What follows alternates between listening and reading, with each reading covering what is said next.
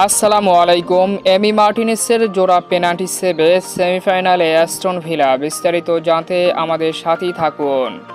Euro conference লিগের quarter ফাইনালে দ্বিতীয় লেগের ম্যাচে এলওএসসির বিপক্ষে মুখোমুখি হয় অ্যাস্টন ভিলা। দুর্দান্ত এই ম্যাচে 2-1 গোলের ব্যবধানে এলওএসসি জয় পেল। দ্বিতীয় লেগ এবং প্রথম লেগ মিলিয়ে 3-3 গোলের সমতায় শেষ হয় কোয়ার্টার ফাইনালের দ্বিতীয় লেগের ম্যাচটি, যে কারণে পেনাল্টি শুটআউটে 4-3 গোলের ব্যবধানে এলওএসসিকে হারিয়ে দুর্দান্ত জয় অ্যাস্টন ভিলার।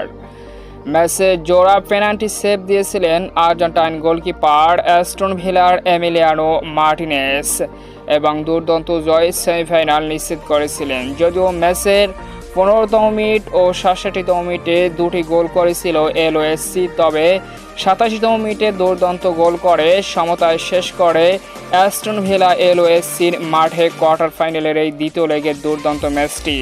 শেষ পর্যন্ত এমির দক্ষতার পেনাল্টি শুটআউটে দুর্দান্ত জয়ে সেমিফাইনাল নিশ্চিত করে অ্যাস্টন ভিলা। অভিনন্দন অ্যাস্টন ভিলাকে।